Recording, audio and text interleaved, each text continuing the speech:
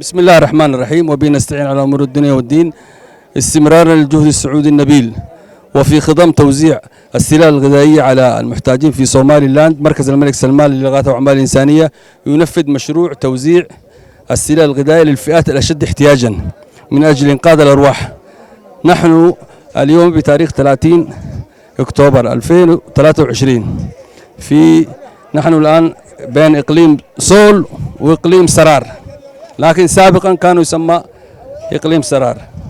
فضل من الله سبحانه وتعالى هذا التوزيع بمحافظات جمهورية صومالي لاند للفئات المتأثرة من آثار الجفاف ومن آثار الحروب.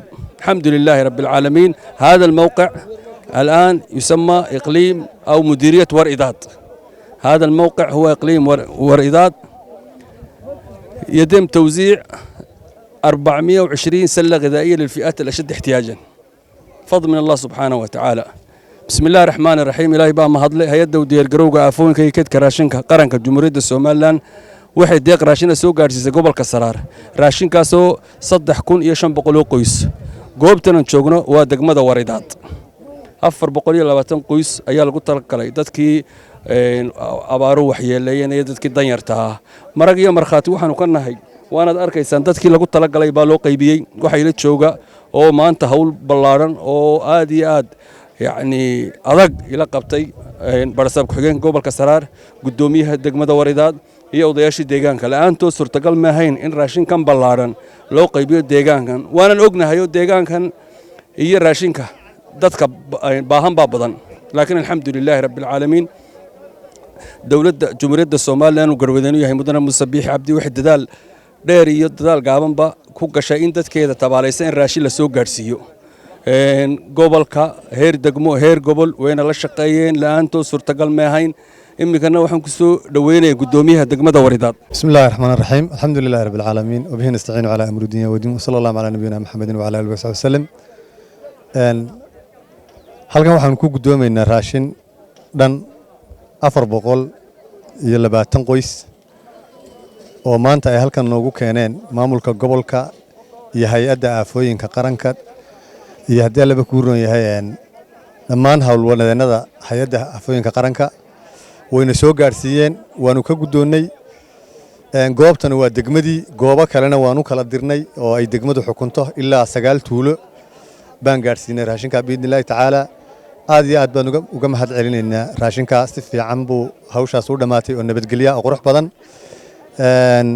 aad iyo aadna waxaan uga mahad celinaynaa ilaahay subxaanahu wa tacaala bacdigeed madaxweynaha qaranka jamhuuriyadda Soomaaliland mudane Muuse Biixi Cabdi oo waxa weeyaan sida runtii gobolkan oo colaadihiisa iyo abaarihiisuba ay aad u badan yihiin waxa weeye soo gaarsiiyay raashinka isaga iyo waxa weeye hawlwadeenadiisu. aad iyo aad baan uga mahad celinaynaa.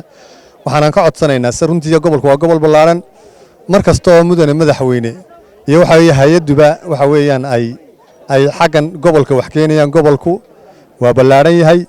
waxaan aad iyo aad u rajayn lahayn inta wax gaareen iyo inta aan wax gaarin waa 3 meelood oo meel wax may gaarin dadkaas. marka aad iyo aad waxaan rajaynaynaa anagoo aad iyo aad uga mahad celinaynaa wixii soo gaaray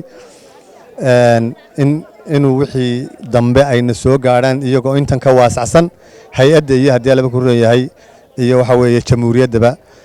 aad iyo aad baan ugu mahad celinaynaa maamulka gobolka oo isaguna hawl ballaaran soo qabtay oo hadda nala jooga barsaab ku-xigeenkii. aad iyo aad baan iyaga mahad celinaynaa hawlwadeenadan aad iyo aad baan ugu mahad celinaynaa biidnillaahi tacaala.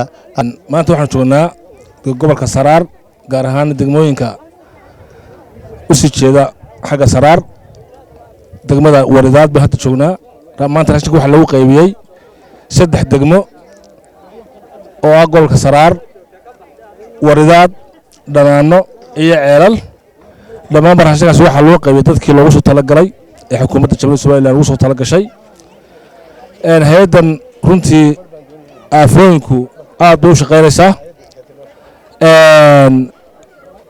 xukuumadduna uu madaxweynaha Jamhuuriyadda Soomaaliland ka yahayna dadaalka ay dalka iyo dadka u wado waa la arkaa. aad iyo aad baan raashinka u gudoonay sida loo sheegay dhammaanba hay'addu waan soo gaarsiisay 3,700 anaguna waa gaarsiinay.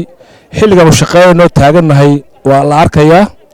hadda dhawaan laga soo iska taagay tanna waa Waridaad ceelal waa lagu qaybiyey waa gobol waa dhul kale fog laakiin dadaal iyo juhdi waa la geliyey qof kasta raashinka loogu talagalay waa aragtaa wuu ku fadhiyaa raashin dee cid kale luntusay ma jiro waa kaa dadkuna waxma wada gaadhin ilaa waa dadka wax wada gaarsiiya waxaanu ka oqosanaynaa hay-adda iyo xukuumaddaba madaxweynaha jamhuuriyadda Soomaaliya naga u mahad celinayna ilaah waa mahad leh in gobolkan gobol balaana yahay sida loogu soo dadaalay gobolka dadaal waa lagu jiraa waxaan in la laban codsanayna dadweynaha gobolka Saraarna waxaan ka codsanay meel kasta ay joogaan inay xukuumadda iyo qaranka isbarbar taagaan wax kasta looga baahdana inay u diyaar garoobaan nooc kasta ay tahay xaalad kasta soo gudboonaatana in loo diyaar garoobo aad iyo aad u masatin salaamu calaykum wa rahmatullah qolo hay'adda waxaan leenahay aad u masatin waa in badan baan shaqaynay